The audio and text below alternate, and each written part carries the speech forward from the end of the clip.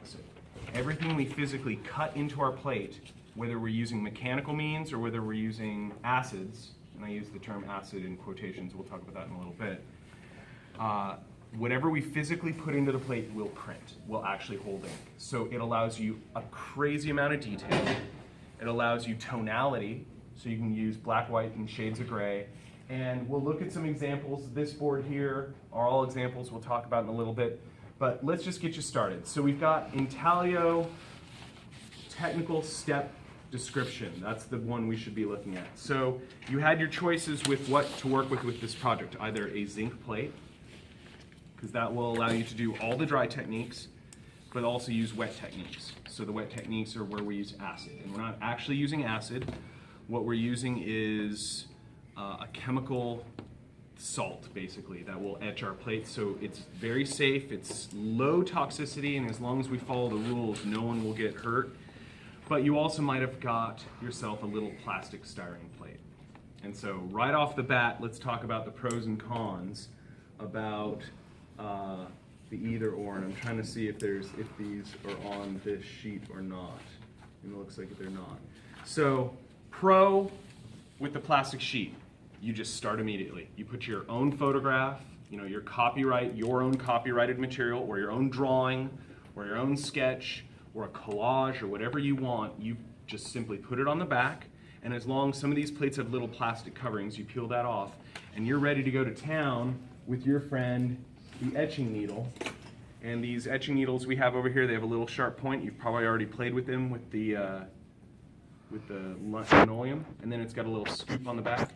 What you do is you just literally start scratching into this plate. So what I would do is, just decide where to start and start to drag the needle and trace my image. And I don't have to push really hard, but the minute you just incise that line, that little line is going to hold ink. And you might not be able to visualize that just yet, but every little line that you just sort of scratch into this surface will hold ink, because the ink will get pushed down below the surface. So the cool thing about your plastic plate, it's immediate. Drawing goes behind, you start scratching, that's kind of a plus. Whereas the zinc plate takes a little bit of preparation. And I'm going to show you how to do that even if you bought a plastic plate, because remember, for your final you might choose to do the zinc. So I'd like everybody to learn it with me. So the negatives, or the downsides to plastic. Once you scratch it, it's scratched. So like relief, if you cut too much, you better work that into your design, because any mistakes or any accidental marks will still show. So you either have to work it into your design. There might be some subtle things that we can do to make some corrections, but don't count on it. You make the mark, it's stuck. So the other sort of slight disadvantage is, because it is all physically altered with your own pressure, in order to get tones, in order to get shading, you have to do what's called optical mixing. So if you've ever taken a drawing class, that's pointillism, that's cross-hatching, that's any sort of physical abrasion of the surface that looks like shading. And so in relief you did that, you put lines closer together for like dark grays and further apart for lighter.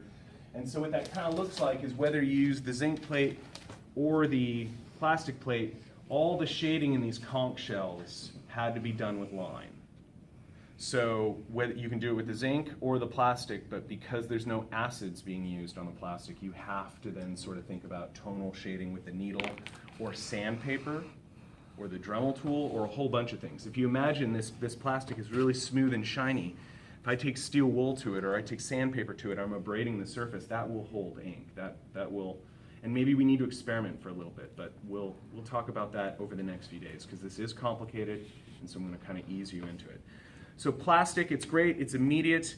The only other sort of downside is also one of the joys of the medium, and that's dry point. Anytime you actually take your needle and on a dry surface cut into your metal or cut into your plastic plate, it not only cuts a trough, it sets up a little burr, because it displaces that metal. Whereas with your scoop tools on your linoleum, when you cut, you got little pieces out. There's not much coming out when you do this, so what it has to displace. But what's cool about that is then both that displacement and the line holds ink, and so it gives a very beautiful look we'll experiment with, and I'll point it out on the board. but that can wear down after a while. We're just doing 5 prints for our assignment plus a monoprint, so 6 total. So you'll probably not encounter that problem. But if you're somebody who really wants to say print 20, number 1 and number 20 on the plastic plate will probably look a little different. So you following me so far? All right, so let's talk a little bit before we talk about the assignment and before we talk about the images on the board. Let's talk about how to prep our zinc plates. Because obviously the biggest plus to the plastic plate is unless you went to Home Depot and bought thick plexiglass, it's ready to go. We don't have to bevel the edge. We don't have to do anything. By the way, it's double-sided. So you could even use 2 sides, where the zinc is single-sided. It's got an acid resist on the back, so we can't use both sides. Oh, and by the way, the other benefit is this was like $1 or $2, whereas a zinc plate, like this is probably like $7, and this is probably like $20. And but the best thing about the zinc, which is why we're going to talk about this right now, is that you can get all sorts of shades of gray by using the acid techniques, and we'll experiment with that. We'll talk about that on Wednesday. But basically, like if you want to pass this plate around, you can see the shininess of the metal is still there. You can feel this plate, it feels like sandpaper. All that sandpaper texture will hold ink. Anything that's shiny will look white. And so we'll be able to get like some really nice gradations in color into this. The other cool thing with zinc is it's fixable. This is so, like if you felt it, like feel it, listen to that. It's almost like a nail file, right?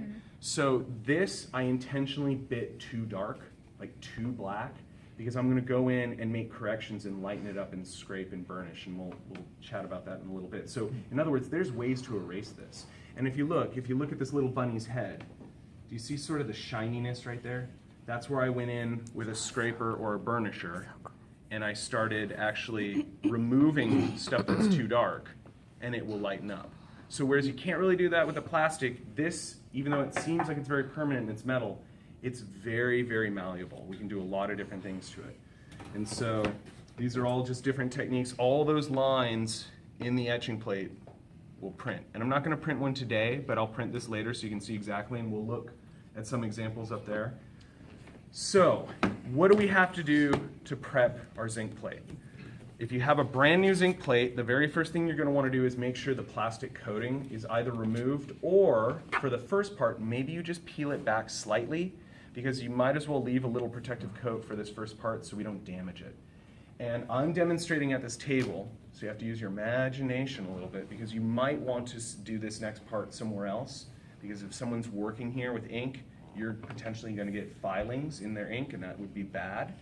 Or you might be filing at your table and someone's trying to do a very delicate cut and you're shaking the table. So we got to be a little bit mindful of our space. So under these presses, we have labeled drawers, and what we look for are these clamps. And you pull this trigger and adjust it, use this trigger to tighten it. And so what you want to do is you want to find a surface where you can clamp this. That, and my suggestion, we don't have a ton of these, but 1 or 2 will work. And then we need a nail, or not a nail file, a metal file. Who's used a metal file before?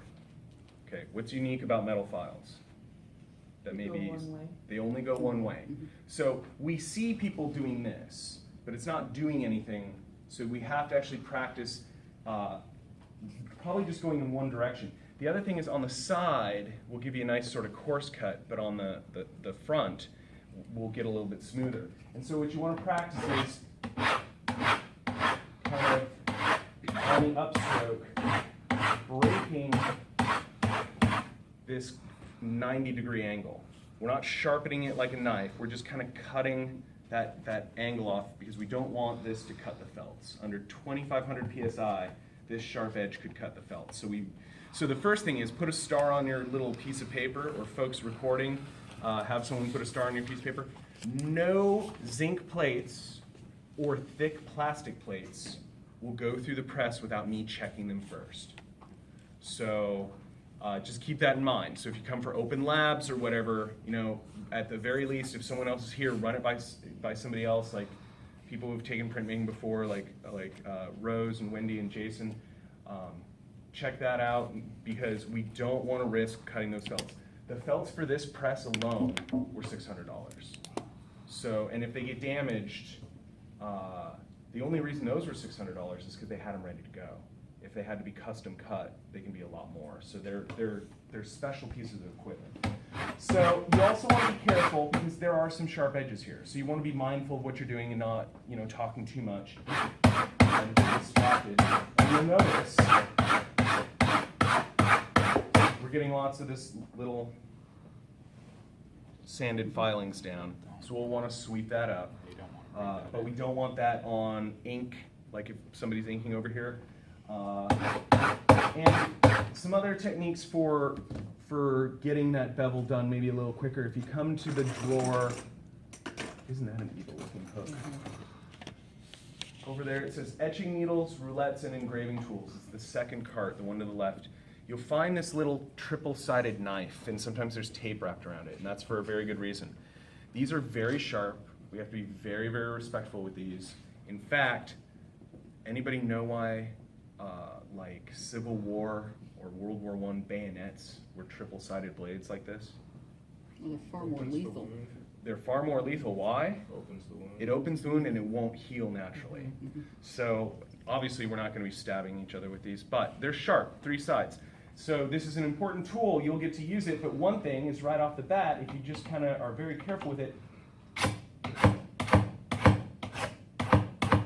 can actually scrape your bevel. And I don't know if you see the little curlicues or the little pigtails coming off.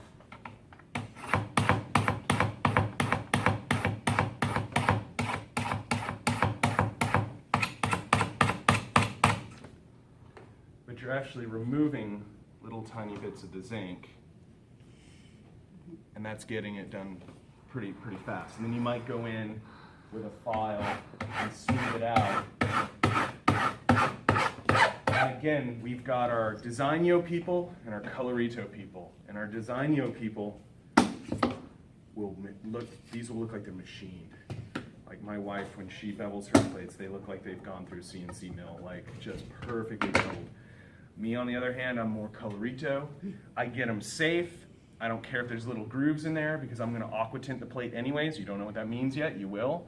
So it's not that important to me. But if you take a look at this now, you'll notice the difference between this hard 90-degree edge and this sort of beveled edge. We're not sharpening it now to the point of a knife. We're just basically rounding the rectangle. So here it's a 90-degree. That would cut the felts. This sort of beveled edge will not. And it takes some practice. And ask me for help, because what I will notice is someone who's filing for the entire class. And I'll come by and I'll be like, how you doing? And that person might be like, I'm super in the zone. I'm like, okay, just remember, it doesn't cut on the backstroke. It's only on the forward stroke. Now, depending on the direction you're going, kind of makes that a little bit more complicated, but it only cuts one way. Now, the only other thing I would point out to this is these little corners now are really sharp. So I would take the extra step just to kind of gently break those and round them, and it takes a little bit of practice. And I can help you. Probably easier if it's still clamped. Probably easier if it's still clamped, although I like to do it this way just because then I can actually kind of round the plate like this. Oh, I see. But it absolutely could be easier clamped. And so you just kind of round that edge, and then that way you're not poking yourself.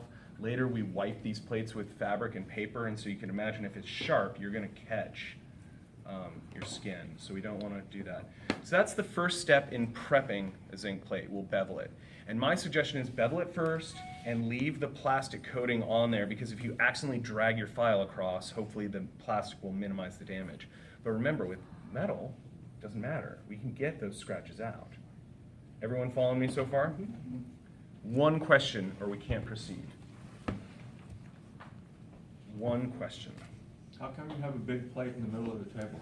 How come I have a big plate on the middle of the table? Because I wanted to show you what dried hard ground looks like, and then show you how to impart an image rather than you all watching me wait for the hard ground to dry. I'm trying to save you time. All right, that's a good question. So part 2. And it's labeled here. We're on kind of, let's say, we're still under plate or number 1 for zinc. We beveled the edge. Degrease, soap, water, alcohol. There's a new step. So it's under the steel wool part. let's add this to our list because it might be worth going one extra step, especially if you are going to do some nice detailed work. And what we want to do is go under the second press here, and there's a drawer that says sandpaper and steel wool. We've got some double-aught steel wool. You just need a little bit. And my suggestion is you actually polish this plate. It might seem counterintuitive to some of you because as I polish that corner, it might look like it's